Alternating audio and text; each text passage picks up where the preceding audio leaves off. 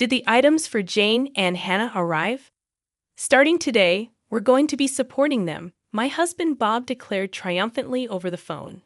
I was at a loss for words due to Bob's sudden declaration. It seemed like Jane and Hannah were the only ones on his mind, with no consideration for me. I contemplated discarding such a husband. Yeah, the stuff arrived, and I just moved into a new place. I responded in a deliberately cheerful tone. A new place? Bob muttered, then seemed stunned. My name is Caroline Smith, and I recently turned 50. I work in sales at a major company, and although the job comes with constant complaints and troubles from clients, it's rewarding and enjoyable. My only family is my husband Bob. We don't have children, and my parents passed away some time ago. My parents-in-law live nearby, but we aren't that close. We have a casual relationship. Bob loves dining out, often taking his sister Jane along for many outings. Jane's daughter, Hannah, always joins them. In the early stages of our marriage, I complained to Bob about him prioritizing Jane and her daughter over me. However, those feelings gradually faded. I want to repay them for the struggles I caused during my student days. After learning of Bob's sincere feelings, I understood that my in-laws are impoverished, living in a small, run-down apartment. It's incredibly cramped. Bob diligently pursued his studies, but he didn't pass his first-choice state university, only getting accepted into private ones.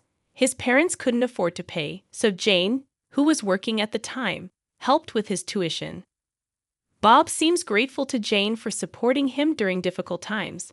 After Jane got married, she quit her job to be a stay-at-home mom, limiting her financial resources. After hearing this story, I stopped complaining, understanding the reasons for wanting to give back. I thought it best to let Bob do as he pleases, despite a bit of loneliness. I'm going to go out to eat with Jane and Hannah now, Bob said. Bob is going to dine out with Jane and her daughter today as well. Have a good time, I said with a smile, seeing him off. Let's continue to live supporting each other with Bob, who values family. That's what I thought. However, the rift in our relationship happened about 3 months ago. One day, Bob approached with a serious expression, saying, "In fact, Jane's getting a divorce. She's decided to keep custody of Hannah." When I heard Jane was divorcing, I was honestly perplexed. Jane was the type of person I found difficult to deal with, going back to when I visited Bob's parents' house before we got married. Jane laughed uproariously at me, saying, "Bob, you're marrying her? She's so plain and has bad taste." Bob and his parents didn't say a word, acting like they didn't notice. So I had no choice but to endure Jane's rude behavior as I remembered Bob's declaration. I'm going to visit home every day for a while. Unlike you, who's thick-skinned, Jane is delicate. And I'm worried about Hannah too. Bob disparaged me with a calm demeanor. However, I did not retort. Arguing with Bob here and then, having him perpetually visit his parents' house would also be a problem. Take care. I couldn't say anything else and just saw Bob off. From then on, Bob spent more time away from home. Until now, he often came home around 8 p.m. on weekdays, but there were times when he didn't return even by the next morning. He was almost never home on weekends, and my loneliness just grew. When I returned from work and called out, there was no response at all, and the room was pitch dark. He must be at his parents' house again. With Bob's absence, I often found myself downhearted. However, when Bob was home, he began to annoy me more and more. That day, Bob was uncharacteristically at home, but he made an unthinkable request of me. "Jane told me you haven't given a housewarming gift yet. You're so stingy. You're getting a bonus soon, right? Buy her a designer bag or something," Bob said, as if I must do so. "A housewarming gift? Why do I have to give one? Why don't you do it, Bob?" I responded in kind, but Bob instantly got angry. "You married into this family, so Jane's your family too, isn't she? Don't you think it's ill-mannered not to even be able to do a simple thing like giving a gift to family?" Bob berated me. The lecture from Bob went on for about an hour. In the end, he only said, "Anyway, Just make sure to give Jane and Hannah a gift before leaving the house. He's likely gone to his parents' house. I've never received anything from Jane, I murmured quietly. A few days later, I got a call from Jane. Hello, you heard from Bob, didn't you? You really don't think things through. Normally, you give a housewarming gift, Jane stated as if she deserved it. I got irritated at the selfish attitude, so I retaliated. You've never done anything for us either, have you? Even at our wedding, we didn't get a gift from you. During the wedding, Jane said with a smile, We're family, so we don't need a wedding gift, right? And handed over an empty gift envelope. But there's nothing inside, is there? I asked. Even when I asked, Jane put on an innocent face. I did buy the envelope, right? I'm so nice, aren't I? Jane said with full confidence. I was at a loss for words at Jane's utter lack of common sense, and Jane had absolutely no restraint. She heartily ate the wedding meal and drank several drinks outside of the course. Even when I handed Jane the catalog gift for the guests, she complained, Aren't there any luxurious items? If there were, I could take home several. Caroline, you really don't think things through. That was the outcome, with her complaining like that. Remembering all that, Jane replied with a scoff, You're my brother's wife. I don't need to give you anything, do I? You're the lowest in our family hierarchy. Rather, it's only natural for you to honor me. If you understand, go buy a new designer bag quickly. I was astounded at the way Jane spoke, unable to say anything. Hannah strikes up a conversation. Caroline, make sure you buy my bag too. It has to be the one exclusive to the Fifth Avenue store, or I won't forgive you. Bye, Hannah. Laughing loudly with a ha-ha-ha. Hung up just like that. Unbelievable. Why am I the only one who has to endure this?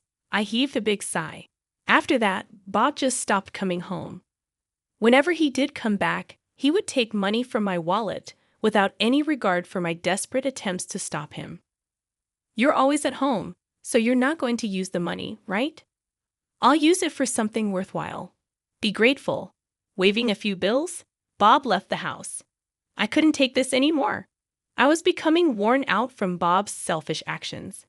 Then one day, the doorbell rang, and I opened the front door. Hello, I said, and someone who appeared to be a mover said, Is this the residence of Mr. Bob Smith? We'll start moving the stuff right away, and began bringing a multitude of boxes into the house. I hurriedly tried to stop him, saying, Wait a minute, we didn't order this. However, the mover responded with a slight troubled look. It's Mr. Bob Smith's residence, right? We received a request directly from him. Perplexed by the mover's reply, I immediately called Bob. Fortunately, Bob answered right away. In the background of the call, I could hear the crude laughter of what seemed to be Jane and Hannah. I confronted Bob. There are movers here bringing box after box into our house.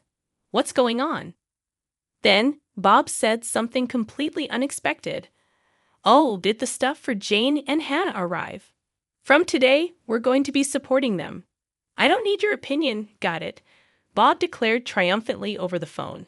In the background, Jane started to speak. Welcome aboard. Since you don't have kids, you must be thrilled to take care of our Hannah, right? Be grateful. Hannah voiced her displeasure with a tinge of offense. What? This old lady is going to be like a parent? So embarrassing. I can't tell my friends. I was at a loss for words due to Bob's sudden declaration. Surely the in-laws' house must have become too cramped, prompting Jane to plead with him. Our house is bigger and has spare rooms. No doubt they were requested by Jane and Hannah, who knew about this. It seemed like Bob only had Jane and Hannah on his mind. There was not a shred of consideration for me. I might as well discard such a husband. I made up my mind as I remained silent. Bob continued to issue orders. Additional baggage will arrive in a week. I bought new furniture for Jane and Hannah online, so make sure to get things sorted out. We'll stay at our parents' place until then. We can't live in a room scattered with boxes. Bob said so with a laugh. Hey, isn't this too pitiful for Caroline? She has to sort out our stuff all by herself. Jane was also snickering. It's our precious belongings. Handle them with care. Hannah had the audacity to demand. I wanted to hang up this call so badly. All right. I simply said that and immediately hung up the phone. Right after hanging up the phone, I swiftly sprang into action. A week later, Bob called again. Did the additional baggage arrive? Did you tidy up the room properly?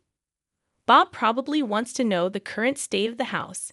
He seemed somewhat anxious. Unable to calm down, so I smiled sweetly. Yep, the stuff arrived. And I just moved into a new place. I responded in a deliberately cheerful tone. Ha, a new place. Bob muttered and then was stunned. In fact, on the day Jane and Hannah's belongings first arrived, I promptly sprang into action and headed to a local real estate agent, directly negotiating to find a place to live. Initially, they declined, stating it was impossible, as most places require renovations before moving in or have handover procedures, meaning you can't move in on the same day. However, after checking with several agents, I was introduced to a women-only shared housing. It came with automatic locks, providing a safe environment for women to live in. The bathroom, toilet, and kitchen were shared, and electricity and gas were already set up, allowing for immediate use.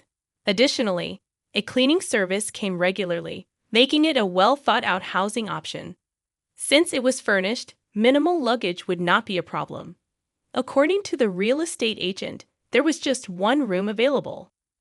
I'd like to see the room right away. I immediately requested from the agent. They took me to view it straight away. And just by taking one look inside the room, I decided I'll take it. When I shared this story, Bob was visibly shaken, even over the phone. Moving out on your own is utterly unreasonable, isn't it? We're a married couple. Apologize to me right now and come home, Bob scolded me. Jane, perhaps shaken, hysterically asked, What's happening with our room? Hannah too yelled angrily, Don't mess with us, old hag. Wayne didn't rebut. Bob said, as if he thought of something clever, Do you think it's okay to do such a selfish thing? If we get divorced, you'll be the one in trouble, you know. That's right. With your age and looks, you won't find another suitor in the future, right? You're just a plain old lady. Your future is looking pretty bleak. How pitiful. Serves you right, Jane said, sounding rather pleased. In the background over the phone, Hannah was laughing and saying, The old lady's done for. At that moment, Bob said, sounding smug, If you apologize to us sincerely from now on, I'll forgive you. Unlike you, we're kind after all, he snorted through his nose, laughing.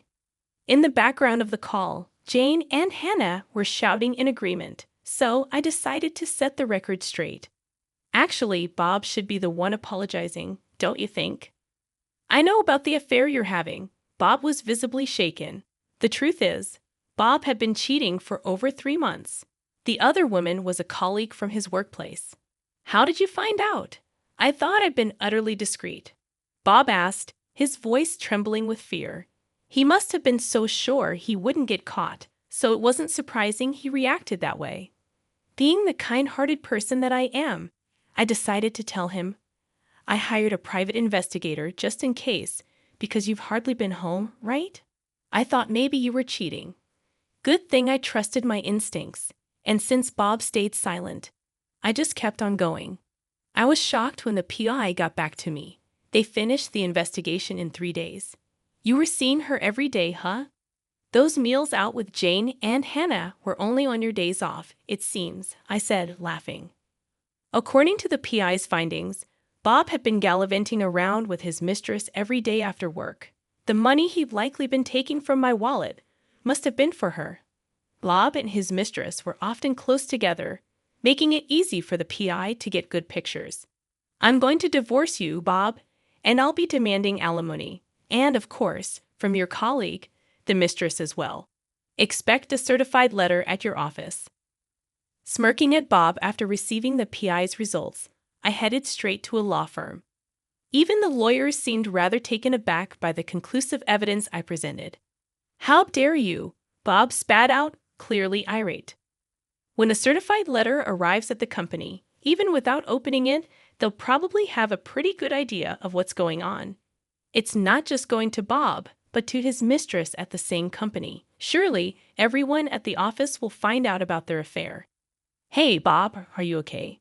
The situation has taken a dark turn, and Jane sounded anxious.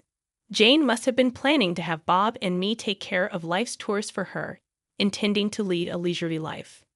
Jane has a long history of being a housewife, and it's unlikely she can start working now. Bob is the only one to rely on, and it can't be helped, I guess. Bob, what are you going to do? I haven't worked a day since graduating from high school, and there's no way I'm doing a part-time job now. Hannah seems slightly troubled as well. Even when Jane and Hannah blame him, Bob remains silent, unable to say anything. I delivered a further blow to Bob. Bob, you probably haven't saved any money, have you? It said in the investigation report that you've been generously spending on your mistress, even bought her the new designer handbag. Maybe you're in debt too. I dropped a bomb, and whether Bob is shaken up, he can't find the words. Ignoring him, Jane is yelling at him. What? You don't buy them for me. But why did you get them for your mistress? Are you kidding me? Plus debt? How much do you owe? I hate you, Bob. Even though I begged so much, you never bought me anything. Hannah also scolds Bob in a high-pitched voice. On the other side of the phone, Jane and Hannah are noisily complaining. Caroline, I really am sorry, so please handle these two somehow. Bob pleaded with me in an exhausted voice. But I have no intention of forgiving Bob. Why don't you deal with it yourself? I'm not involved, and it's what you deserve. Better tell your mistress soon. If you dilly-dally, a certified mail will reach your company, you know? I said to Bob with a smirk. Damn, Bob seemed frustrated. Ignoring such a Bob, I spoke. Well then, do your best, and please give me plenty of alimony. I hung up the phone right there. After hanging up, there were several calls from Bob, but I ignored them. Let Bob and Jane struggle as much as they want. I muttered quietly and set Bob's contact to block incoming calls. After that, my divorce with Bob was finalized. Initially, Bob resisted because there was dual income. Until now, Bob could afford to live even while he just messed around. With just Bob's income, maintaining the lifestyle we've had until now is certainly not feasible. It seems like Bob understands that, which is why he doesn't want to divorce me. However, I have decisive evidence of Bob's infidelity. Ultimately, I conveyed to him that I have absolutely no intention of reconciling, and that I will take legal action if he doesn't agree to the divorce any longer. With that, Bob, hanging his head down, said, I'll agree to the divorce, and stamped the divorce papers. So I demanded alimony from Bob in settlement for emotional damage from his partner. The amount was determined while being informed about the going rate from my lawyer. I believe it's a fair amount. In fact, Bob's partner paid it promptly. Apparently, she borrowed it from her parents after explaining the situation. However, it was a steep amount for Bob. Can it be reduced? Even though he said that numerous times, I ultimately rejected Bob's request during the meeting with our lawyers at the law office. How about I add on the money you stole from my wallet? I cheerfully asked. Bob turned pale as a ghost. That amount is fine. In the end, Bob, trembling, agreed. After that, both Bob and his partner resigned from their company. The reason was that their affair was exposed within the company. It seems that the delivery of a certified document brought attention to the relationship between the two. Even if the contents of the envelope were unknown, an envelope from a divorce law office tends to be pretty self-explanatory. One can generally guess what's inside. Eventually, Bob resigned because things got uncomfortable. Being the subject of juicy gossip around the office, perhaps he couldn't stand it. After leaving the company, Bob has been working in day labor via an agency. Due to his age, it seems he couldn't find another job right away, but payments won't wait. He has living expenses plus the installment payments of alimony to me, and the mortgage still has a long way to go. Moreover, the debts he likely incurred during his affair came to light. Life's probably going to be pretty tough, I bet. Sometimes I get messages from Bob through the lawyer to me. I was wrong. Please take me back. I'm begging you. I'm barely scraping by. If I'd known this would happen, I would have been nicer to Caroline, Bob says, reportedly weeping in front of the lawyer. I think he's really backed into a corner, but it's too late now. And the situation for Jane and Hannah doesn't look good either. Currently, they are living with Bob, but since Bob has no money, their living situation seems dire. One day, I got a message from Jane on my cell. I had blocked Bob's number, but I hadn't blocked Jane's. Seems like that backfired. Wondering what she could possibly want now, I answered the call. Hello, and the moment I answered, Jane begged me, please help us. We're living with Bob, but he has no money. And our electricity and gas are going to be shut off. We don't even have anything left to eat, Jane spoke in an exhausted voice. I was surprised that their living situation had become so desperate. But I had no intention of helping, so I brushed Jane off coldly. Why don't you work? You're healthy, aren't you, Jane? You used to work back in the day, right? Then Hannah, presumably next to Jane, spoke up. Caroline, isn't that harsh? You're working at a major company. You wrangled money out of Bob and his affair partner, so you must have some financial leeway, right? So you have a duty to support Mom and me. If you tell us your address, we'll come there. Take care of us. Hannah apparently has no intention of working even now. It's truly exasperating considering she's still young. Biting back a sigh, I conveyed my stance. Now that I'm divorced from Bob, I'm a complete stranger to you, Hannah. I have no intention of supporting you, and I don't want anything more to do with you. Don't call me again. As soon as I finished speaking, Hannah shouted, Don't mess with me, you old hag. You should just quietly take care of us. Tell us your address right now. After that, they kept shrieking for quite a while. Their characters will likely never change for the rest of their lives. I have nothing to do with this anymore. Goodbye.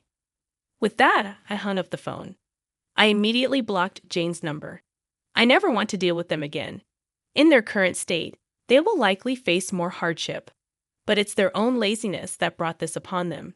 I think it's fine if they continue to suffer. A year later, I decided to move out of the shared housing. It's a bit sad to leave where I made friends. The reason I'm leaving this fun and lively place is because I decided to adopt a dog. I met the dog at an adoption event a dog-loving friend invited me to, and I went along. That's where I had a destiny-filled encounter. While other dogs were being friendly with various people, this dog was different. It stared at me intently the moment our eyes met. I thought this dog might need me. After that, I attended the adoption events many times and deepened my bond with him. After several visits, joyfully, I was allowed to adopt him. However, the shared housing doesn't allow pets, so sadly, I had to move out. Now I live in a pet-friendly apartment. Dogs don't betray you, and it's so cute when I call. He runs towards me joyfully. There will probably be various difficulties in the future, but I'm not alone anymore. I want to move forward, facing forward, supporting each other with this beloved dog.